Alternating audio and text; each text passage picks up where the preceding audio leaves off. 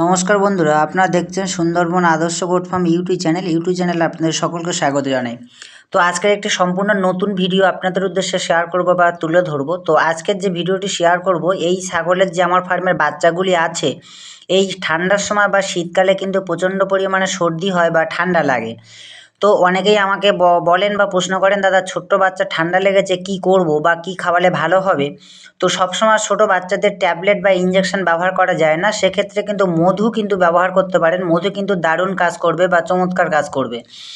তো আমি যারা আমাকে প্রশ্ন করেন তাদেরকে কিন্তু অনেকেরই আমি বলি যে নাকে সর্ষের তেল দিন আর মধু খেতে দিন। মধু খেলে কিন্তু প্রচণ্ড পরিমাণে কিন্তু সর্দি টেনে যায়।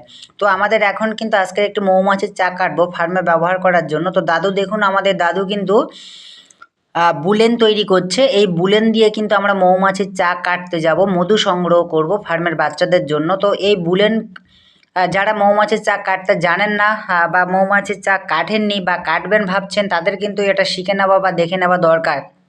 খেজুর গাছের কাঁচা পাতা নিয়েছি, আর কলা পাতা, কিছু কাঁচা কলা পাতা, কিছু শুকনো কলা পাতা, আর আমরা নিয়েছি বিচুলি। এগুলিকে একসাথে আমরা কিন্তু বেঁধে নেব বাঁশের মাথায় নিয়ে, ওতে কিন্তু হালকা জলের ছিটে দিয়ে আগুন দিয়ে কিন্তু ধোঁয়া করব। তারপরে কিন্তু আমরা চাক কাটতে যাব। তো আমাদের কিন্তু 3টে বুলেন তৈরি করা হয়ে গেছে, কারণ 2টো চাক কিন্তু কাটবো আজকের। এই চাকগুলি কিন্তু আমাদের ফার্মের পাশেই একটি গাছে কিন্তু হয়েছে, আমার বাড়িতেই কিন্তু হয়েছে। তো আজকের আমি নিজে কিন্তু এই চাকগুলি কাটবো। একটি গাছে কিন্তু 5টি মৌমাছির চাক হয়েছে। তো যেহেতু আগের 2টি চাক হয়েছিল, সেই 2টি চাক আজকের কাটবো, আর 3টি চাক পরে হয়েছে সেগুলো পরে কাটবো। সব চাকগুলিকে দেখাতে পারছি না, অনেকটা ঝোপের ভিতরে, অনেকটা উপরে। তো যেগুলো দেখানো সম্ভব সেগুলিকে আমি দেখানোর চেষ্টা করছি। এই দেখুন 2টি বড় চাক, এগুলো কিন্তু কাটার মতো হয়ে গেছে। কাটার মতো হয়ে গেলে কিন্তু ফুলে যাবে এবং সেন্ট বেরোবে। তো আমি কিন্তু রেডি, আমার সহকারী বাবাই সে কিন্তু রেডি হয়ে গেছে, মাথায় কিন্তু জাল দিয়ে গার্ড করেছে, এবং আমরা কিন্তু কভার সুই দিয়ে কিন্তু এবার কিন্তু আমরা গাছে উঠবো। তো আমি রেডি হয়ে নিচ্ছি এই মুহূর্তে, হাতে গ্লোভস নিয়ে নিলাম, মাথায় জাল টুপি নিয়ে নিলাম, আর পেপারের জামা পরে নিলাম, আর ফুল প্যান্ট পরে নিলাম, যাতে সম্পূর্ণ নিজেকে সেফটি রাখা যায়, নিজেকে মৌমাছির কামড় থেকে কিন্তু রক্ষা করা যায়। আর যেটা নেব সেটা হচ্ছে একটি বালতি, মধু যাতে রাখতে হবে, একটি কাঁচি নেব, আর একটি গ্যাস লাইটার লাগবে। এগুলো কিন্তু আমরা এবার কিন্তু ধরিয়ে নেব। বুলেন কিন্তু আমরা ধরিয়ে নেব। অনেকে বলেন যে অনেকেই হয়তো জানেন না যে মৌমাছির চাক কাটতে গেলে অনেকে বলেন যে মন্ত্রশক্তির প্রয়োজন। তাদের উদ্দেশ্যে বলবো এটি সম্পূর্ণ মিথ্যা কথা, কোনো মন্ত্রশক্তির প্রয়োজন হয় না। একটু ধোঁয়া করে দিলে চাকে কিন্তু মৌমাছি দুর্বল হয়ে যায়, ওরা কিন্তু শারীরিকভাবে দুর্বল হয়ে যায়, চোখে ভালো দেখতে পায় না।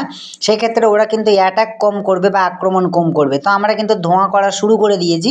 ধোঁয়া করলে কিন্তু ওরা দুর্বল হয়ে যাবে, চোখে ভালো দেখতে পারবে না, এবং চাক থেকে কিছুটা সরে যাবে বা উড়ে যাবে। সেক্ষেত্রে কিন্তু আমাদের যে নির্দিষ্ট জায়গায় মোমের ভিতরে যে মধু আছে সেটা কিন্তু কাটতে কিন্তু সুবিধা হবে। তো আমরা কিন্তু এই মুহূর্তে ধোঁয়া করছি, ভালোভাবে ধোঁয়া করতে হবে। ধোঁয়া যত ভালো করবেন তত কিন্তু আপনি নিশ্চিন্তে মৌমাছির চাক কিন্তু কাটতে পারবেন। ধোঁয়া বেশি ভালো করে না দিতে পারলে কিন্তু সেক্ষেত্রে মৌমাছি আপনাকে কিন্তু বেশি কামড়াতে পারে। তো অনেকেই বলেন প্রচুর মৌমাছি কামড়িয়েছে আমার, আমি কোনো মন্ত্র জানি না। তো এক্ষেত্রে আমি বলবো তাই সম্পূর্ণ ভুল। আপনি ভালো ধোঁয়া দিতে পারেননি বা ধোঁয়া করতে পারেননি, সেজন্য কিন্তু আপনাকে বেশি কামড়িয়েছে। তো ধোঁয়া দেখুন, আমরা কিন্তু ভালোভাবে ধোঁয়া দিয়ে কিন্তু সম্পূর্ণ মৌমাছিকে তুলে দিলাম। তারপরে কিন্তু আমরা উঠে এগুলিকে কাটবো। তো আবারও বলবো যে কোনো মন্ত্রশক্তির প্রয়োজন কিন্তু হয় না, আপনার লাগবে সাহস, আপনার লাগবে টেকনিক। সাহস থাকলে, টেকনিক জানা থাকলে তাহলে কিন্তু আপনার, এবং নিজেকে সেফটি রাখতে হবে, সম্পূর্ণ ড্রেস, ভালো ড্রেস পরতে হবে, ফুল হাতা জামা, হাতের গ্লোভস, মাথায় জাল টুপি, এগুলো পরে কিন্তু গাছে উঠতে হবে। সেক্ষেত্রে কিন্তু 2-1টা মৌমাছি চাকের যে সাইডে ধোঁয়া ভালো পাবে না, সেক্ষেত্রে সেই মৌমাছি কিন্তু দুর্বল হবে না, সে কিন্তু আপনাকে আক্রমণ করতে পারে বা অ্যাটাক করতে পারে। তো আমি কিন্তু গাছে উঠে গেছি, এবার কিন্তু যেখানে মোম বা মধু, যে সাইডে চাকের কিন্তু একটা সাইডে মধু থাকে, আমি কিন্তু সেটা এখন কেটে নিচ্ছি। গাছের উপরে উঠে গেছি, বালতির নিচে এক হাত দিয়ে ধরে আর এক হাত দিয়ে কিন্তু কাঁচি দিয়ে আমি কিন্তু চাকে কিন্তু কোঁচ দিয়েছি। এবার কিন্তু বালতির মধ্যে মধুটা নিয়ে নিলাম।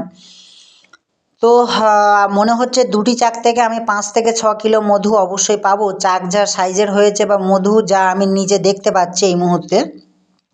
একটি চাক মোটামুটি আমার কাটা কমপ্লিট হয়ে গেছে, তাতে মনে হচ্ছে যে 3 থেকে 3.5 কেজি মধু কিন্তু পাবো। এটা কিন্তু ফার্স্ট টাইম কাটছি। একটা চাক কিন্তু 2 থেকে 3 বার কাটা যায়। এর গত বছর কিন্তু যে চাকগুলি বাড়িতে হয়েছিল সেক্ষেত্রে আমি কিন্তু প্রায় 3 বার করে কেটেছিলাম। তো এটা কিন্তু ফার্স্ট টাইম কাটছি, প্রথম দিন কিন্তু কাটছি।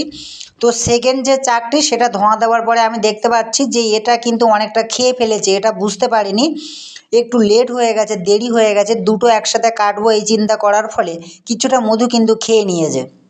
তো যেটুকু আছে সেটুকু আমি কিন্তু এখন বালতির মধ্যে নিয়ে নেব। তো কাঁচি দিয়ে আমি কোঁচ দিলাম, দেখুন কেটে কিন্তু গাছের গা থেকে কেটে কিন্তু আমি বালতির মধ্যে নিয়ে নিলাম সম্পূর্ণ মধু, অরিজিনাল মধু। এই মধু আপনারা নিজে যদি কাটতে পারেন, নিজেরা যদি সংগ্রহ করতে পারেন, তার মধ্যে কোনো রকম যদি কোনো অন্যের থেকে সংগ্রহ করলে বা কিনলে দেখুন কতটা নির্ভেজাল, কতটা সলিড বা কতটা ভালো মানের গুণগত সম্পন্ন মধু সংগ্রহ করছি। এই মধু কিন্তু নিজে হাতে নিংড়ে নেব বা মোম থেকে কিন্তু মধু বের করে নেব, নিয়ে কিন্তু কাঁচের বোতলে কিন্তু সংগ্রহ করে রাখবো। এগুলো কিন্তু নিজেদেরও খাবার চলবে, প্লাস ফার্মের ছাগলের বাচ্চাদেরও কিন্তু আমি শীতের সময় ব্যবহার করব। তো অন্য থেকে যদি আপনি মধু কেনেন সেক্ষেত্রে কিন্তু জল মিশিয়ে যায়, চিনি মিশিয়ে দেয়, বিভিন্ন রকমের অনেক কিছু মিশিয়ে দেওয়া যায়। তো আমাদের কিন্তু এখন মধু কিন্তু আলাদা করব চাক থেকে। তো কাকিমা দেখতে পাচ্ছেন কিন্তু মধু চেপে চেপে চাক থেকে বের করা আরম্ভ করে দিয়েছে বা শুরু করে দিয়েছে। দেখুন কতটা গাঢ় এবং সলিড মধু। এই মধু কিন্তু আপনারা সবাই কিন্তু পাবেন না। যারা নিজেরা চাক কাটতে পারবেন, যারা নিজেদের বাড়িতে মৌমাছির চাক করেছে, নিজেরা কাটতে পারবেন, তারা কিন্তু সলিড মধু পাবেন। তাছাড়া কিন্তু আপনি বাজার থেকে কিনে কিন্তু কখনোই সলিড মধু পাবেন না। তো সব থেকে নির্ভেজাল ভালো মধু হচ্ছে নিজে হাতে কাটা এবং নিজেরা সেই মধু সংগ্রহ করা। তো আমি কিন্তু নিজে হাতে কেটেছি এবং বাড়িতে এটি সম্পূর্ণ চাক থেকে কিন্তু মধু আলাদা করছি। দেখুন মোম কিন্তু এক সাইডে বের করে দিচ্ছি, আর এরপরে কিন্তু আমরা ওই মধুকে কিন্তু ছেঁকে নেব। নেট জাল দিয়ে কিন্তু আমরা কিন্তু ওটাকে কিন্তু ছেঁকে নেব, যাতে কোনো রকম মানে মরা মৌমাছি বা কোনো কিছু যাতে না থাকে মধুর ভিতরে। তো আমরা সম্পূর্ণ এইভাবে নেট জাল দিয়ে পুরো ছেঁকে নিচ্ছি। একটি পাত্রে কিন্তু নিলাম। তো আমার মধু দেখে মনে হচ্ছে প্রায় 4 থেকে 5 কেজি মধু কিন্তু প্রথম দিনে পেয়েছি 2টি চাক থেকে। তো এগুলো কিন্তু একটি কাঁচের বোতলে নিলাম এবং এর মধ্যে কালো গোলমরিচ দিলাম, তাহলে কিন্তু 1-2 বছর রাখলেও ভালো থাকবে। তো ভিডিওটি আর দীর্ঘায়িত করব না, এইভাবে নিজেরা মধু সংরক্ষণ করুন, ভালো থাকবেন। সকলকে সুন্দরবন আদর্শ গোট ফার্ম ইউটিউব চ্যানেলের পক্ষ থেকে নমস্কার জানাই।